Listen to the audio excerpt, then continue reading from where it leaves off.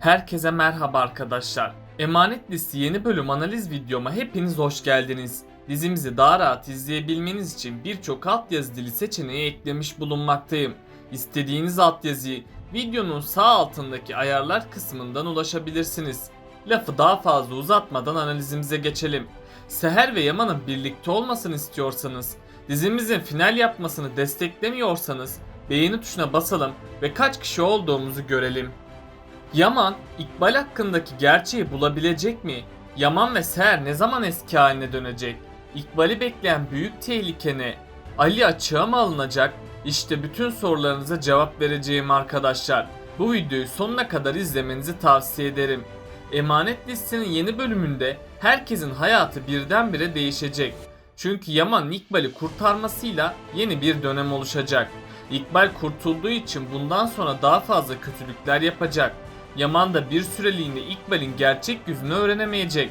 Ama İkbal'i zorlu günlerde bekliyor olacak. Çünkü son bölümde Şengül, İkbal'in itiraflarını ses kayıt cihazıyla kayıt altına almıştı. Bu yüzden İkbal kurtulsa bile onu daha kötü günler bekliyor.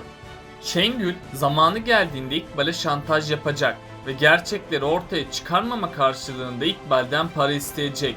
İkbal de gerçeklerin ortaya çıkmaması için bu olanlara göz yumayacak ve İkbal istenilen parayı onlara verecek. Ama İkbal para da verse bu çözüm olmayacak. Çünkü gerçekler mutlaka ortaya çıkacak. Gerçekler ortaya çıktığında Yaman hayatındaki en büyük şoku yaşayacak. Hatta Yaman İkbal'in ihanetine karşı onu öldürmek isteyecek. Ama Yaman Ziya'nın üzülmemesi için İkbal'e şimdilik bir şey yapmayacak. Günü geldiğinde Yaman İkbal'e hak ettiği cezayı verecek ve İkbal Yaman ve Seher'in hayatından tamamen çıkacak. Bu süreçte Yaman ve Seher daha da yakınlaşacak. Hatta Yaman Seher'e duygularını itiraf etmek isteyecek ama bu ilk zamanlar hiç kolay olmayacak. Sonradan Yaman Cenger'in desteğiyle Seher'e duygularını itiraf edecek.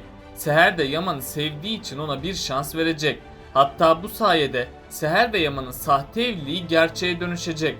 Ama bu aşkı ciddi bir tehlike beklemektedir. Çünkü İkbal gerçek yüz ortaya çıkana kadar kötülükler edecek. Bu yolda da İkbal Seher ve Yaman'ı ayırmayı planlayacak. Eğer Yaman ve Seher dikkatli olmazsa ayrılacak. Ama Yaman dikkatli olursa böyle bir şey gerçekleşmez. Bu yüzden Yaman bir an önce gerçekleri görmelidir. Zaten Yaman gerçekleri öğrendiği gibi İkbal'e hak ettiği cezayı verecek. Ayrıca Seher Yaman'ın geçmiş problemlerini aşmasına da yardım edecek. Çünkü Seher Yaman'ın acı çekmesini istemeyecek. Bu yüzden Seher Yaman'a desteklerde bulunacak. Bu sayede Yaman geçmişinin ağır yükünü üzerinden atacak ve Yaman geçmişiyle barışır hale gelecek. Ali'yi de bundan sonra büyük zorluklar bekleyecek. Çünkü son bölümde Ali bir suçluyu iyice dövmüştü. Tabi o esnada Ali'nin olay hakkında görevlendirilen müfettiş de oradaydı. Bu yüzden müfettiş Ali dosyası hakkında olumsuz bir rapor oluşturacak. Bu sebeple Ali bir süreliğine görevden uzaklaştırılacak. Ali görevden uzaklaşınca ne yapacağını bilemeyecek ve Ali tamamen içine hapsolacak. Ama sonradan Ali'ye ikinci bir şans daha verilecek. Bu yüzden Ali önce işini kazanacak. Sonradan da Ali hayatına yeni bir başlangıç yapacak. Yaman, Seher'in zor zamanlarında yanında olduğunu fark edecek. Yaman, Seher'in desteğini gördükçe umutlanacak. Hatta Yaman, Seher'in destekleri sayesinde geçmişinin üstesinden gelecek. Çünkü Seher, Yaman'ın geçmişiyle barışmasına yardım edecek. Yaman da bu sayede geçmişinin acılarını unutacak. Ayrıca Yaman bu olaylardan sonra Seher'e daha fazla bağlanacak. Seher de Yaman'ın temiz kalbini gün geçtikçe görecek. Bu yüzden Yaman ve Seher için bundan sonra daha mutlu günler gelecek. Çünkü Yaman Seher'e duygularını itiraf edecek. Seher de Yaman'ı sevdiği için ona bir şans daha verecek. Böylece sonunda Seher ve Yaman'ın sahte evliliği gerçeğe dönüşecek. Ama bu evliliğin bazı zorluklar daha beklemektedir.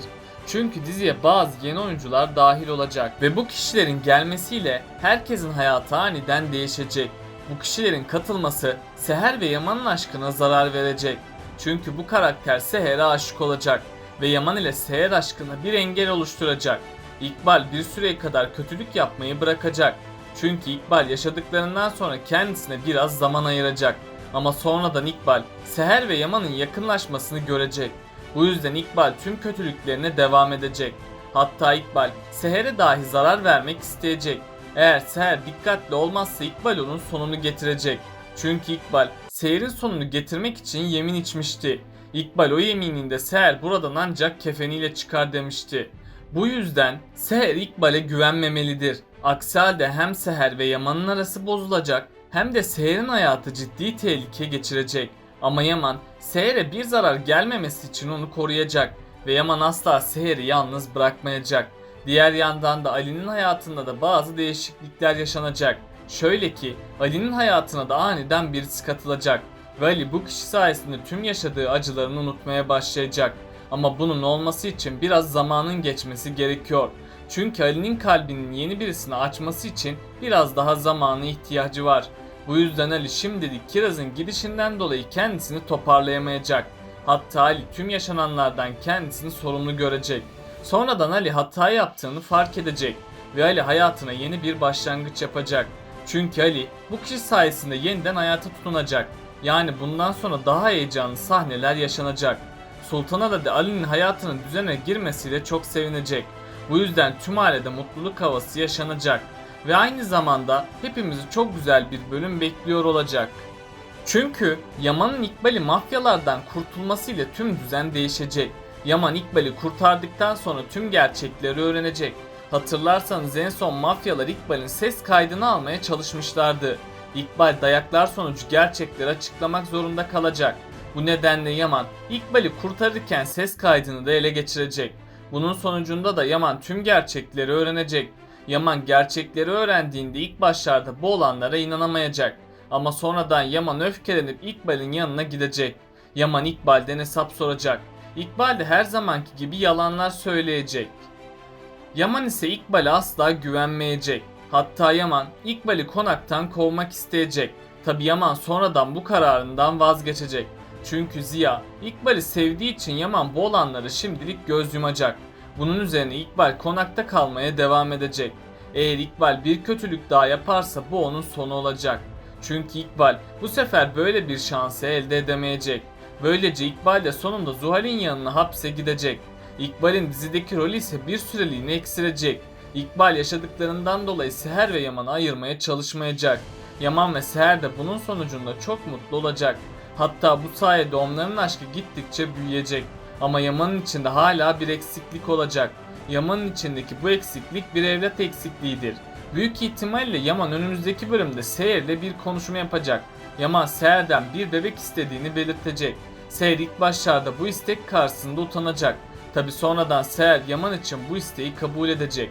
Böylece sonunda Seher ve Yaman'ın bir bebekleri olacak. Yani önümüzdeki bölümlerde Seher hamile kalacak. Yaman bu haberi duyunca dünyalar onun olacak. Sonunda Yaman bebeği sayesinde çocukluğunun getirdiği yükten kurtulacak. Yaman bu saatten sonra Seher'in kıymetini daha iyi anlayacak. Çünkü Yaman sadece Seher'le var olabileceğini düşünecek. Seher yoksa Yaman'ın da bir anlam ifade etmediğini anlayacak. Ancak bir elmanın iki yarısı gibi birleştiklerinde bir bütün olacaklarını fark edecek. Yaman'ın Seher'e olan güveni 10 kat daha artacak. Ama Seher ve Yaman'ın bu mutluluğu fazla uzun sürmeyecek. Dizimize yeni kötü karakterler gelecek. Bu kişi bir erkek ve iki kadın karakter olacak. Peki sizce İkbal'in gerçek yüzünü Yaman nasıl öğrenecek? Aşağıda yorumlarınızı bekliyor olacağım. Böylelikle bu bölümümüzün de sonuna gelmiş bulunmaktayız arkadaşlar. Beni desteklemek için yorum atmayı, videomu beğenmeyi ve kanalıma abone olmayı unutmayın arkadaşlar. Kendinize çok iyi bakın. Hoşça kalın.